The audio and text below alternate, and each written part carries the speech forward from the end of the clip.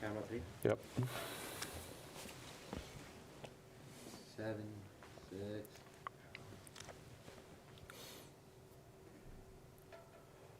Coming up, Chris Rock sees post-slap ticket sales surge, and President Biden is set to sign an anti-lynching hate bill today. All this and more as PS News starts right now.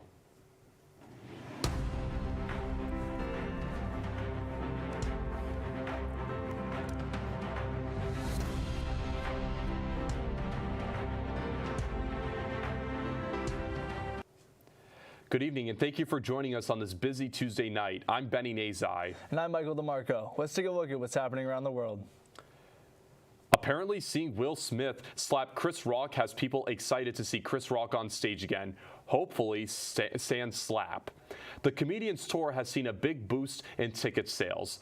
Ticket reseller TickPick says it sold more tickets to see Chris Rock overnight than it did in the past month combined, sending prices through the roof from $46 a ticket to a minimum of $341. If you missed it, and at this point, I hope you haven't. During Sunday's Oscars, Rock made a joke about Smith's wife, who has shaved her head because she has alopecia. So Smith walked up on the stage and slapped him.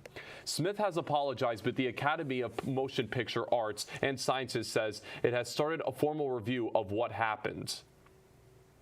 President Biden is expected to sign a bill on Tuesday that would make lynching a federal hate crime. Congress approved the legislation earlier this month with overwhelming bipartisan support. It's called the Emmett Till Anti-Lynching Act of 2022. Till was lynched by a group of white men in 1955 in Mississippi when he was just 14. The men said the boy had whistled at a white woman.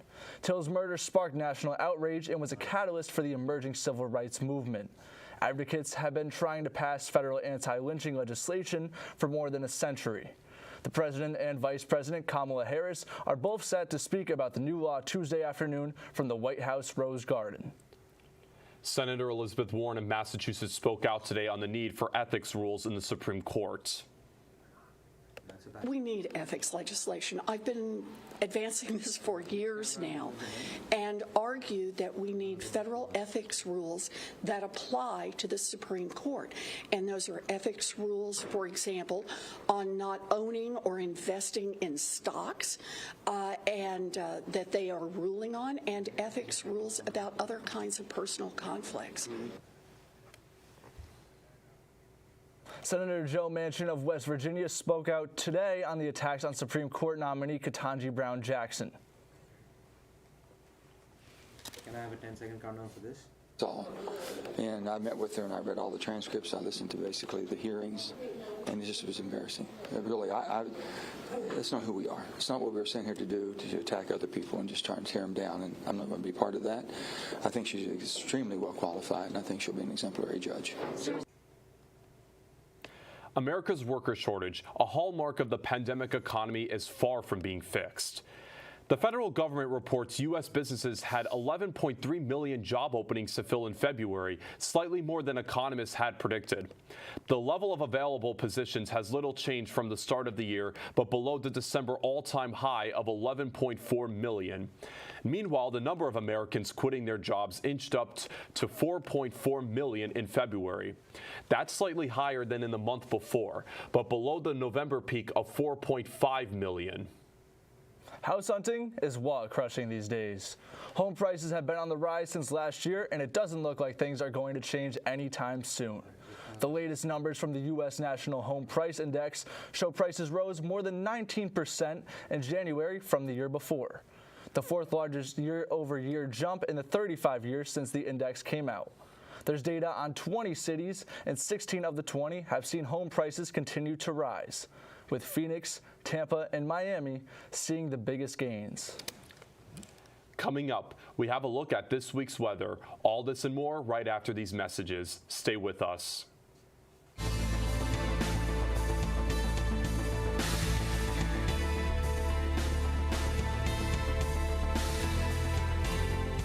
The sport of jiu-jitsu is mainly for, you can use it for self-defense. That's the number one reason it appeals to people. There's other people who come to this club for the competition aspect, and also a lot of others who do it for the workout aspect. It has multiple ways of appealing to different audiences, and you should come give it a try. You might like it.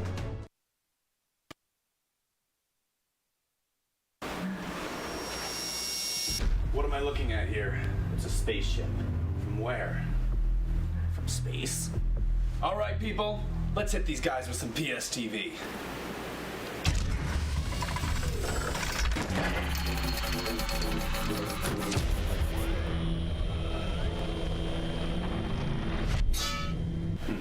Did not work. Probably because it's a TV station and not a laser.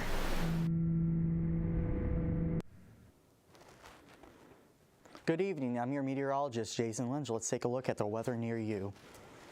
Wednesday, we got cloudy skies with high 30s, and then on Thursday, we got high 50s. Temperature rises quite a bit and partly cloudy. And then going on to Friday, we got rain, so bring out those umbrellas. In the mid 40s, and on Saturday, more rain. Not as much fun, but still mid 40s. And then Sunday, really cloudy, very cloudy, and still mid-40s. That's all for the 5-day forecast. Now stay with us as we look at some news that's closer to home after the break. Hello, my name is John Lynch. I'm the president of the school's animation club. While other colleges' animation clubs strive to only show just straight anime, our club tries to be something different, as we show a variety of things such as Western animation, Eastern animation, internet animation, films, and so much more. If you want to meet people who have like-minded taste in animation, then feel free to come on down to our club.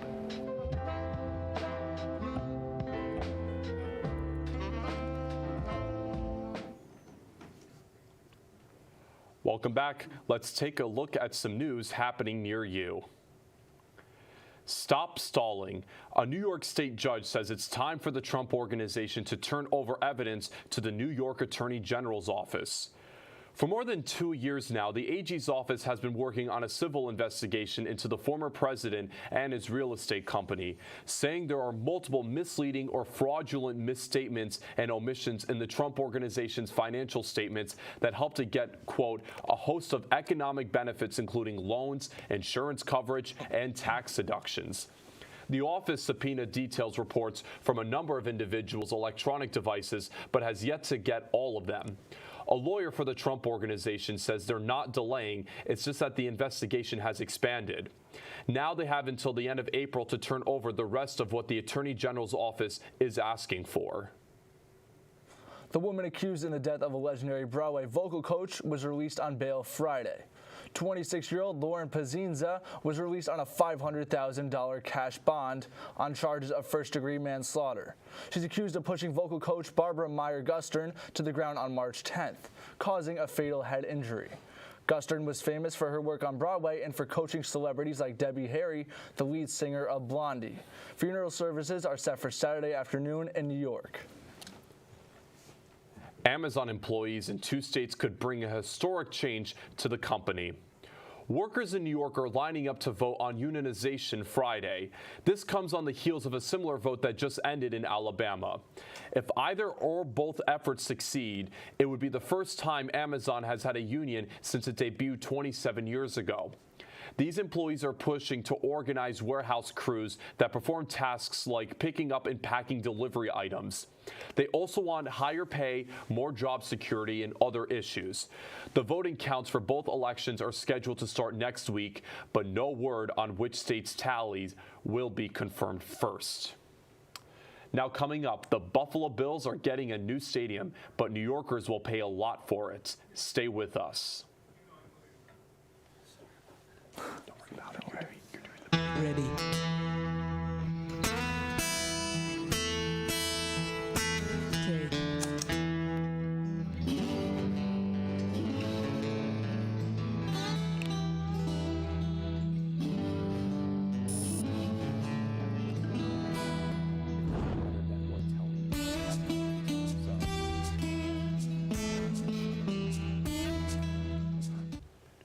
Take. So TEAC is Tau Kappa Epsilon. It's a national fraternity.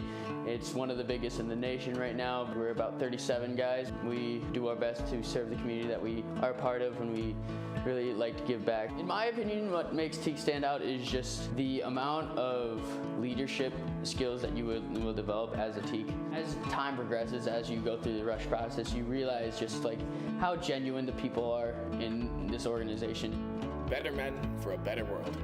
Rush TEAC. Hey, how are you? I'm that sports guy, Jason Lynch. Let's take a look at some sports news. Officials in New York State's government and Erie County have reached a deal with the Buffalo Bills for a new stadium.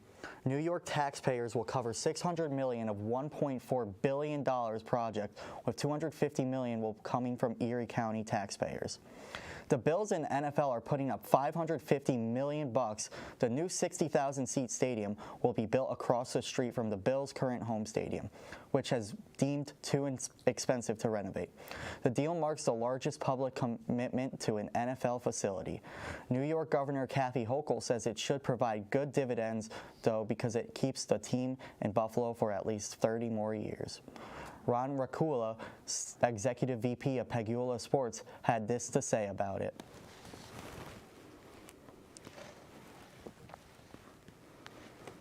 It'll take a lot of the great features of Highmark right now, which is the unbelievable sight lines, bring them over to the new stadium in a modern, really state-of-the-art way. Gonna come back to camera one. Knicks at home against the Bills last night will take you to the fourth quarter, pass out to the Burks, and Burks hits the three-pointer to make it 74-62. Knicks. Barrett was hot all game.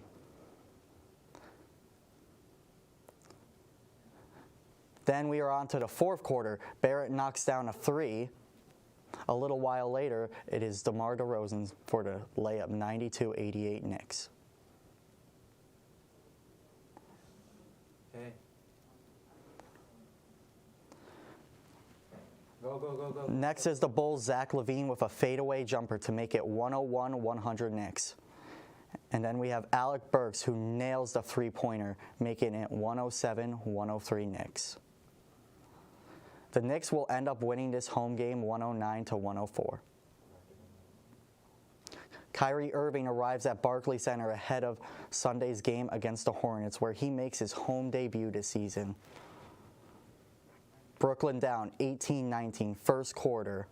One Kyrie coming off a screen, a nice bounce pass to from Nick Claxton for the dunk. Patty Mills taps the long rebound to Kyrie, and he heads the other way, pulling up for three and getting the shooter's bounce. Kyrie's first made field goal in Barclays this season. Irving passes it to Kevin Durant, and he drives in for the layup. Now Irving driving past Durant for the corner three, or passes it to Durant for the corner three.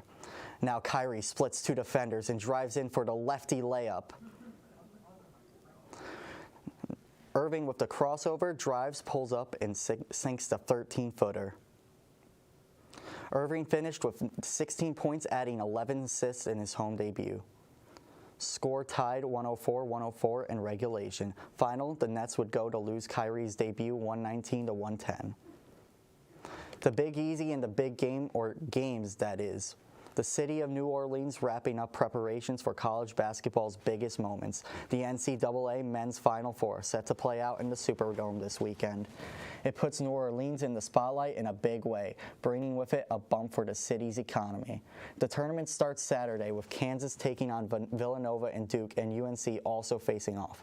This will be the first time two North Carolina rivals meet in the NCAA men's tournament. A female baseball player made history this week with a Kentucky minor league team. The Kentucky Wild Health Genomes drafted Alexis Hopkins as their newest catcher Wednesday.